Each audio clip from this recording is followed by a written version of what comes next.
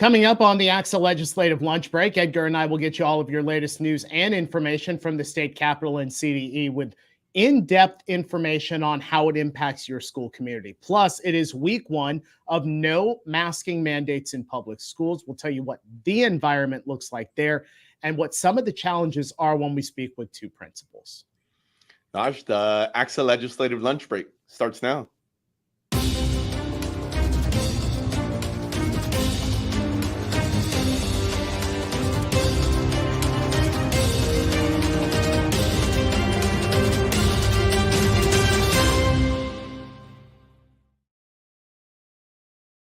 And it is just after 1 o'clock. We welcome you on a Wednesday to the ACSA Legislative Lunch Break, along with Edgar Zazweta, ACSA Senior Director of Policy and Governmental Relations. I'm Naj Alikhan, ACSA Senior Director of Marketing and Communications. Welcome. We're honored to have you. Go ahead and jump onto our chat today. Say hello. Let us know what region you're at. Let us know what it's like in your school if the masks are off over on your school campuses. Edgar, how are you today? I'm doing good, Naj. Another week. Still here.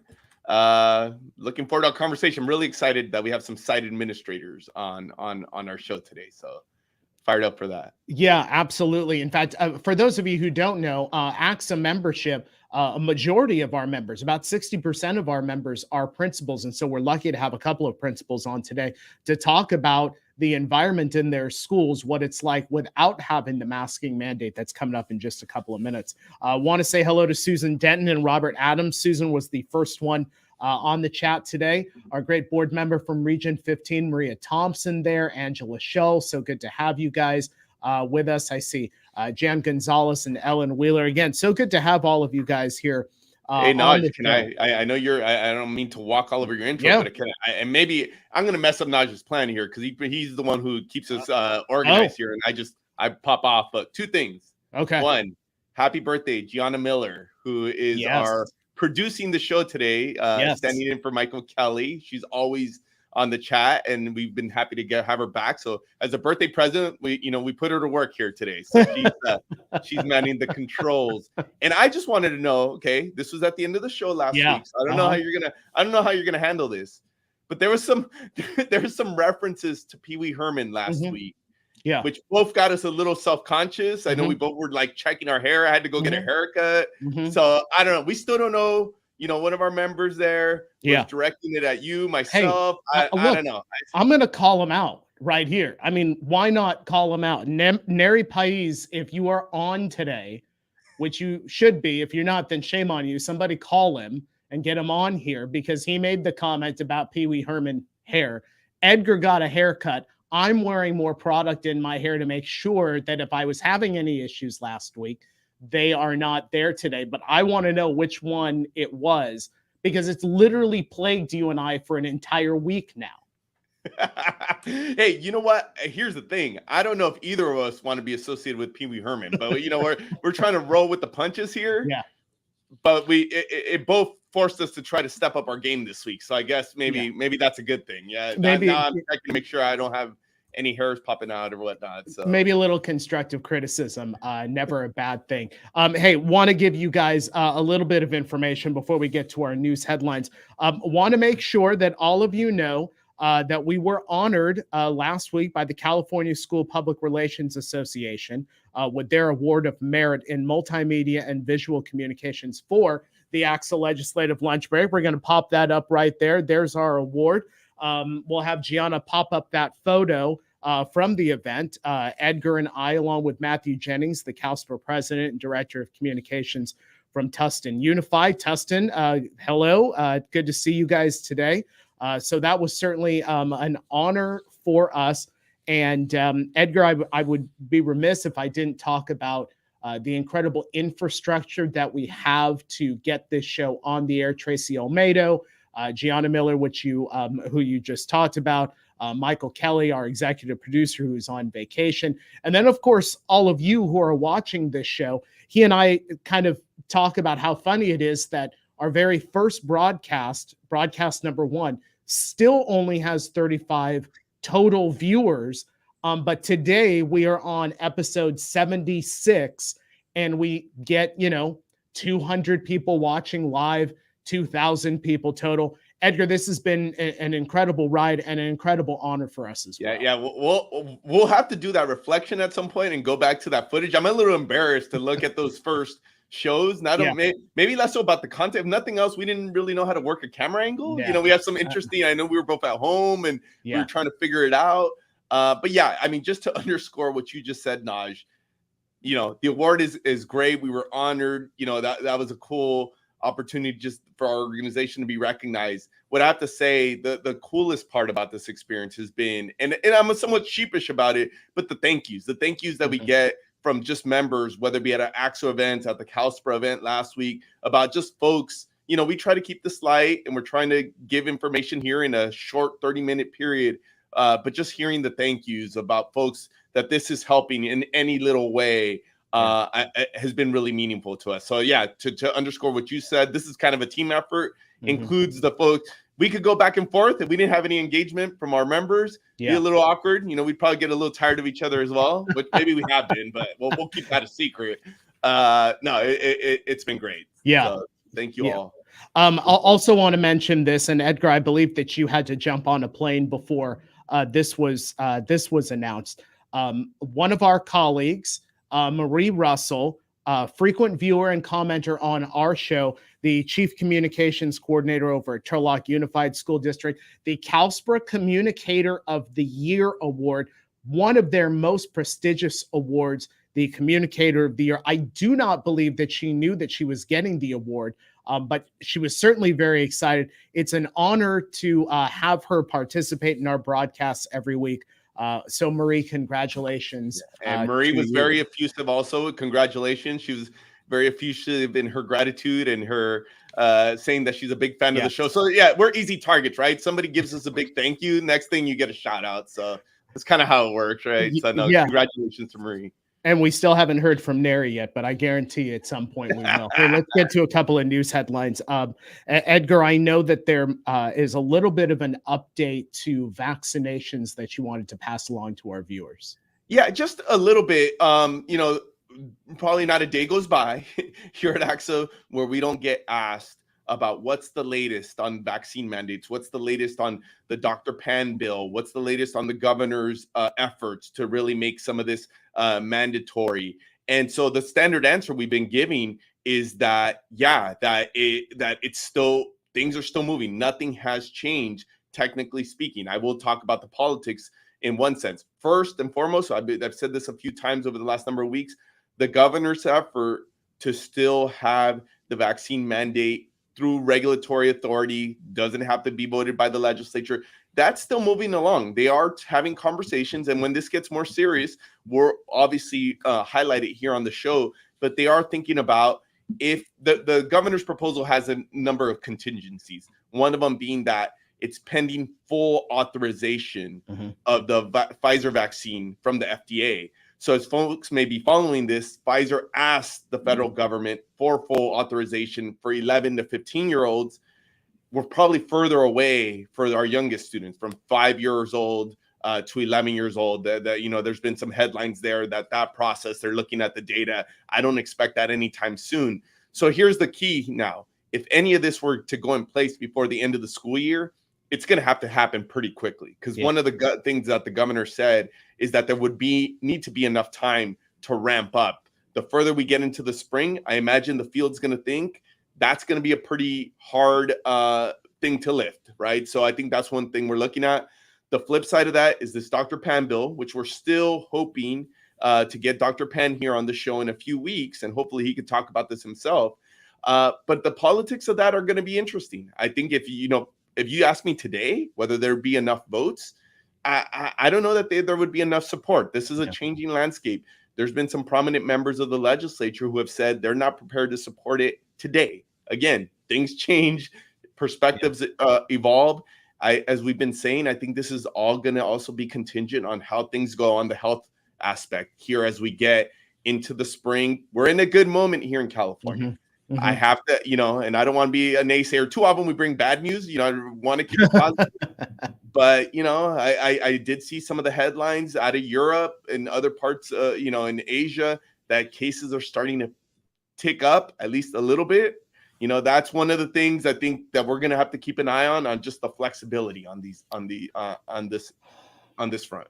Yeah, let's pivot really quick before we bring in our guests, because of course, as all of you know, mandatory masking, that mandate has gone away for public schools. A couple of interesting notes. This is reported by the Sacramento Bee. Some saying it's about time, others saying, they're going to leave it up to the students. The Bee reports many districts aren't tracking the mask wearing in schools, but they are seeing some trends. Roseville Joint Union High School District reporting about 80% of students are not wearing masks. Galt Joint Union High School reporting about 60% not wearing masks. We did have something in here. Give me just a moment. Let me go to Jeff Oakes. Observation in Oroville, maybe 5% are still wearing masks. Now, that is different. That is on one end of the spectrum. This reported from EdSource yesterday at Concord High School in Contra Costa County. About 70% of students wore masks on Monday, at least for some time during the day. So you've got both ends of that. But there is something that I thought was really interesting. It's something that you and I have kind of talked a little bit about, but something that is important. In the Bee article, Beth Campbell, a parent in Sac City Unified, is quoted as saying, I'm really concerned that children will face social pressure to unmask, not just from peers, but also from teachers and other adults. And then I know that Gianna popped this up from Maria Thompson. Maria saying, we have quite a few students and some staff members choosing to wear masks. We have emphasized kindness and sent out some SEL lessons about tolerance and having discussions to listen to student and staff reasons and concerns regarding mask wearing. Okay, so we know that the masking mandate lifted. We know some districts have not implemented as of yet, but we also have this social and emotional piece. We also have the bully potential that's in there. That is that next hill to climb right now on school campuses. What is the reaction to those that are masking and those that are not masking? Yeah, I think this is why I love that we're going to have some site administrators who have been able to see this in practice over the first few days, because I think those comments that we saw in the paper are kind of echoing what I saw from Maria and others in the chat about the flip side of this is now if in cases where a minority of kids are deciding to still mask, how do we still create those positive environments? And I think this is important because, again, not to be a naysayer, and I'm not making predictions here, but we said it a few weeks ago, this could still fluctuate. We could be back in a situation in the fall where either they're more than strongly recommended. I'm not saying that, hopefully I'm wrong there, but I think what environment do we create to make sure that we're going to be able to navigate and frankly support our students and our staff as we go through potential changes over the next months and years. Yeah. And I know that some school districts and the teachers unions are still working on this. But yes, changes could very well be there. I do see Molly Large. She's put in about 30% of K through 3 students and nearly 50% of, I would assume, grades 4 through 6 students wearing masks, about 15% of staff. Let's go ahead. Let's bring in our guests so we can get a little bit deeper into what is happening on school campuses. Michele Borges is the principal over at Santa Ynez Valley Union High School, over in the Santa Ynez Valley Union School District, and Jennifer Lawson, principal, Twin Lakes Elementary School in the San Juan Unified School District. Michele and Jennifer, it is great to have you here on the show. I'm going to have both of you respond to this. Jennifer, I'll have you respond first. Tell us about these first couple of days this week with the voluntary masking on your school campus, and what has been the reaction so far from teachers, from students, from families? Just like everything, I think with COVID, there's been mixed reactions. We had some students, some families, some staff very excited. I had one kindergartner who came in. She'd seen my face. My district has not had an outdoor mask mandate this year. But when I walked into her class Monday morning, Dr. Lawson, I can see your face. And she was really excited. And then we had some that were very concerned. Some families wanted to make sure that we had masks available for students in classrooms still. We did have a few students come into the office and ask for masks. They wanted to make sure they had a couple just in case. So the first few days have been exciting. It's settling a little bit, and just kind of shifting to this newer practice, depending on how students want and how families want to proceed. And Michele, what's the experience been like at your school? Well, most of the excitement or the changes were really the 2 weeks before, or even the week before that, when the mandates started to shift and the Super Bowl happened. Pretty much a lot of prep happened before we came to Monday, with staff meetings, messaging out to parents and students, and as like Maria Thompson said, sending out a message to students in Canvas talking about "be kind." I used Robin Williams' quote, everyone you meet is fighting a battle you know nothing about, and be kind always. So actually Monday and yesterday were very quiet. Walked through a majority of the classrooms, and I think I'm here echoing the same things, is that about 90% of students wearing masks, 90% not wearing masks, only 10% wearing masks, about 10% echoing the teachers as well.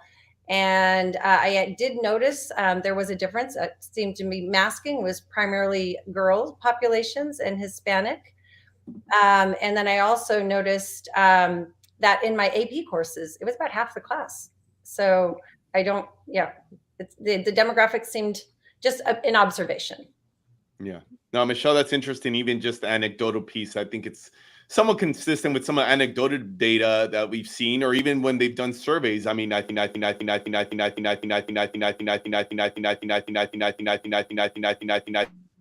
Oh, did Edgar's mic just go out? Am I the only one who got to experience that?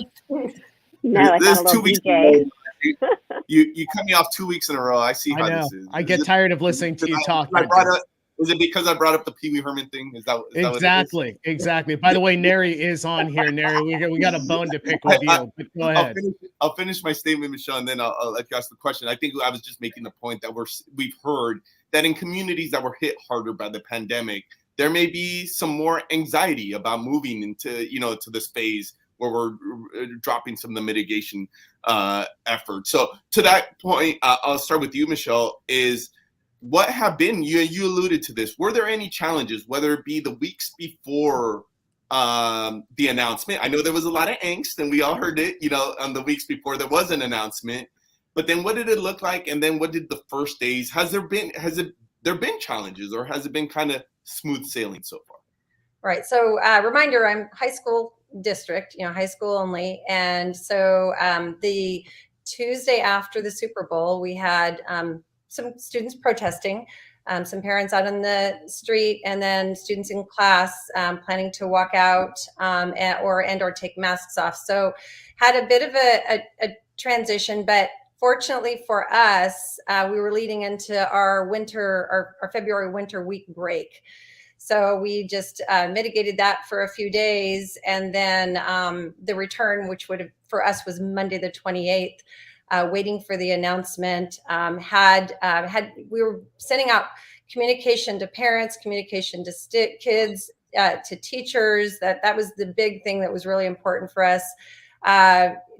Talking with our legal counsel to make sure that we were reacting appropriately, because the concern about not suspending kids for not masking was huge for us. And so it came down to allowing them to either go home during that time, knowing that it could be days away from the announcement, to know what was going on. And then there was also, you've done your protest, can you put your mask on and go back to class? And most of them did that. They just wanted to say their piece and move on. We did have one holdout for us, and it became not so much a suspension for a mask. It was a suspension for the defiance. And so that was a little bit of a challenge trying to navigate that. And then once we got through that piece of it, it was, pretty much a lot of communication. And when we hit Monday, it was smooth. Yeah. Thanks for that. Jennifer, what's been your experience? It's somewhat similar in that the communication really was the biggest challenge. Thankfully, my district is very strong in their communication, and, posted on social media, posted on our website, sent messages out to families as soon as the announcement came out from the state. And so then it was up to us as leaders at school. So I messaged my families. My staff met very soon after, and we determined the best way to address this with students, because we wanted to make sure to maintain our inclusive and kind and safe environment for our students. So the teachers really leveraged our existing structures, and in their classroom meetings and in other conversations with students talked about people's choices and why certain people make choices, and used it as a learning opportunity for our elementary kids that really helped them. So when we came back to campus, it was smooth. You know, the students who were wearing masks, in my conversation with a few of them, no one made any comments. The only comments I really heard were from those not wearing masks who were surprised about how good it felt not to be wearing them. Yeah. Yeah. Folks, if you have questions for Michele or Jennifer, go ahead and put those into the chat. We'll make sure we ask those. This question for both of you, and Jennifer, I'll have you start first. You know, neither of your districts are on spring break or have had spring break, which is normally that time when families get together, spend, you know, go out on vacations or just, you know, see each other. What's your biggest concern when students come back from spring break? What are you kind of bracing yourself for? Jennifer, I'll have you start. I'm sure other districts felt this way too after winter break, where we came back and were slammed with reality of families getting together and the increase in COVID cases and what that meant for us. So there's always that little lingering fear that could happen again. We were also on break in February, similar to what Michele was talking about, and we didn't have a resurgence after the February break in families who had been together during that time. So I'm hopeful that we won't, but I'll continue to message to our families to monitor for their symptoms, for the family symptoms, to test if they're feeling ill. We have testing available at all of our school sites and many central locations throughout the district. And so we found that has helped us with early identification of people who are sick and testing positive. So, you know, I'm going to schedule a message before I leave on my spring break, so that way on Sunday, you know, reminding families to monitor before sending their students back on Monday. Michele? So we know that is it BA2, the new variant, is potentially currently not a variant not of concern. But we do have our spring break coming up in 2.5 weeks. Fortunately, last week we got a new shipment of our test kits. So we've already sent home test kits, one round. We have our second round. So our plan is by that weekend, making sure the week right before, sending out a message, having them pick up their test kits and encouraging them to test the students Sunday or Monday morning before the return, which is the first Monday in April. Our first Monday in April is our week break, and then it would be the following week that they would return. So encouraging them to self-test before they return. Susan has a question, which I actually think is a good one, and it may be too early to tell because we've only had this change for 3 days, is like some of the things that became just standard procedures for schools about, you know, the absences because of isolation when kids are positive, the quarantines. Now, I will say some of these rules as it relates to contact tracing, quarantines are also changing, but I know that takes some time for it to catch up in the field. What has there been any changes, whether it be to attendance, or I know right now California is experiencing one of the best moments. I think I read this morning we have a positivity rate of 1.5%, which hasn't been this low since before the summer surge. So I would imagine that correlates to what we're seeing in schools. But what has been your experience? Michele, we'll start with you. So obviously when we came back in January and we had large numbers per week of students out, and we were dealing with a lot of absences and quarantines, staff and so forth, our biggest hit was office staff. But as far as students going, we're down to, I think at the most about 2 a week. We have a population of 850 students-ish. So we are down to 2 a week. So our quarantine is very low. So we have a lot of students back. I'd say in the last 2 weeks, our biggest thing were the students that didn't want to mask. They were home self-imposed at home, and they were able to get their work off of Canvas, because we use Canvas is our LMS, and the students were able to work with their teachers through that until the mask mandate was released. Jennifer? Yeah, we've had something, similar. We have very few quarantines right now. We have just 2 students out on quarantine at the moment. Our absences are, we had a stomach flu hit. That's been the biggest, issue in the last few weeks. So it's shifting away from the COVID absences at the moment. I'm going to ask a quick follow-up that we got the question for Trinity. I lost it. I mean, yeah, Trinette at 125. Yeah, there it is. Okay, found it. Trinette asked the question about how the teachers feeling about it. How are the changes? Because I know we talk a lot about the students, but we know this buy-in with our employees is equally as important. Jennifer, why don't we start with you this? My staff has been wonderful in supporting whatever the guidelines have been. And our district works very closely with the teachers union to make sure that the health and safety guidelines always were the foundation for all of our guidelines and rules. I have had teachers concerned, and many of them continue to wear masks. Some of them just for a few weeks is their plan, and then possibly lighten up after our spring break and see how that return goes. But overall, the teachers it's been a pretty smooth re-entry into this new way with the mask, no masks. And Michele, what's been your experience? So the week before, when we knew it was coming, so we have our staff meetings on Monday afternoon. So I had emailed the staff the week before when we first heard the news, sent out an email on Friday to the staff with a survey and asked them just to drop in questions and concerns, and then called a meeting on last Monday, after, not this week, but the week before afternoon, and got all the staff together and responded to those questions. And they were very accepting. And even I think I have about 4 or 5 staff members out of my 47 staff members that will continue to wear masks. And they were very understanding. We also talked about making sure the N95 masks are available to students and staff as well, to make sure that they feel as safe as possible, reminding them if they need to stay 6 feet away, but for less, and help students under the 15 minutes and so forth like that. So really awesome. Even for those that are concerned. I do have a best friend whose husband is in chemo right now. So she's just being cautious as well, because not to take it home to him, because he can't continue his chemo if he catches it. So those are, real life concerns.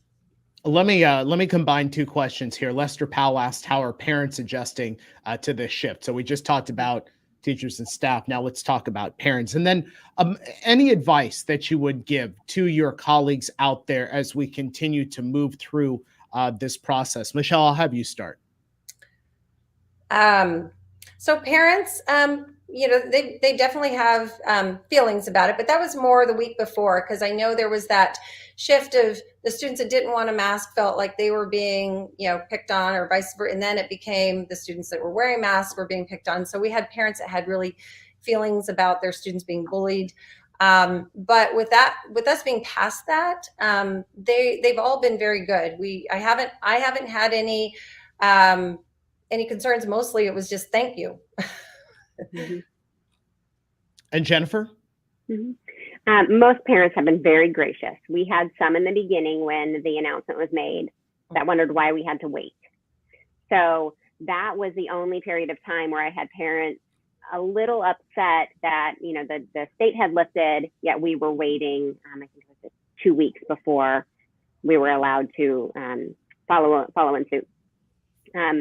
But it since then, as I said, they've been very gracious, very understanding. The advice that I would give to others who haven't yet gone to this no mask or been allowed to do that yet, we're flexible. That's something we've learned over the last few years. But in elementary, what I've noticed is the students have interacted mostly in class with their masks on. So they haven't read facial expressions. They haven't been able to have the interaction where they can see a person's full face. And so we've realized over the last few days that we almost need to teach them how to focus in class, where they're not trying to engage other friends by making faces and by having these silent conversations, because it's something they couldn't do for so long. So just planning ahead for some of these small things that we almost don't expect. A lot of them are communication related and social related. Jennifer Lawson, principal, Twin Lakes Elementary School in the San Juan Unified School District. Michele Borges, principal, Santa Ynez Valley Union High School in the Santa Ynez Valley Union High School District. Michele and Jennifer, it's been an honor to have you guys on the show today. Thank you for your service to students, and we look forward to talking with you next time. Thank you. Thank you. Edgar, we do have one other question that's on here that I want to make sure that we get to. By the way, Neri Pais, again, is on the show. And Neri, we need clarification because you put both Edgar and I in a bit of a fit last Wednesday, to the point where we really had to dress ourselves up today for the show. You told us one of us had Pee Wee Herman hair. We are waiting to hear who it was so that we can make the appropriate changes moving forward.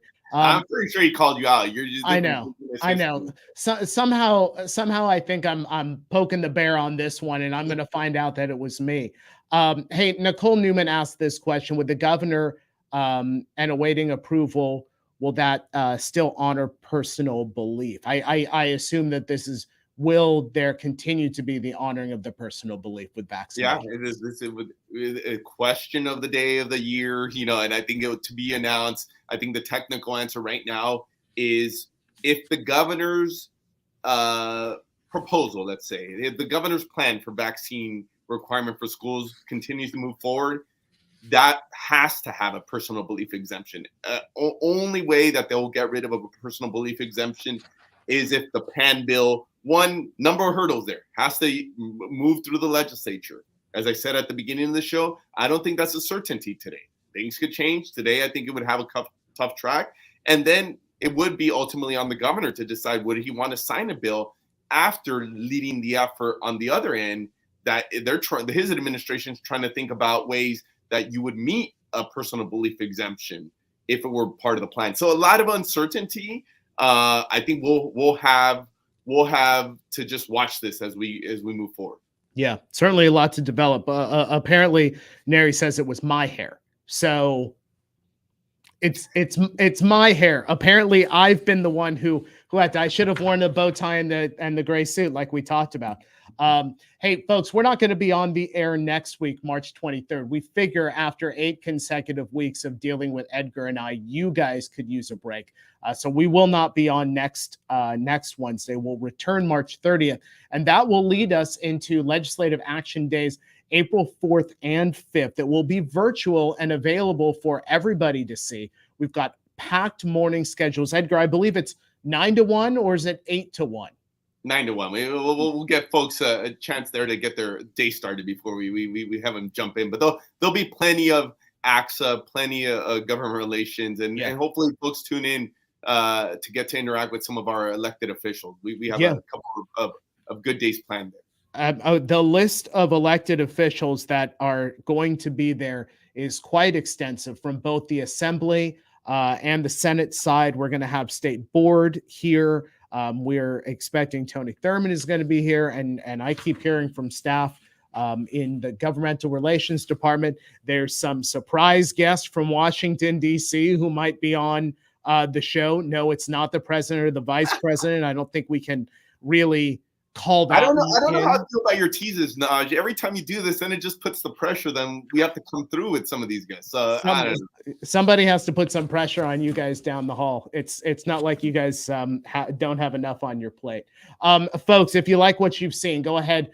Make sure you subscribe and like us on YouTube. Follow us and like us on Facebook. We'd love to have you. Edgar, good to see you today, man. Hey, it's good to see you. And I'll just say at the end, we've gone through a long streak of we're not going to be here next week. But just folks, we know that there continues to be things are looking better, obviously, on the health front.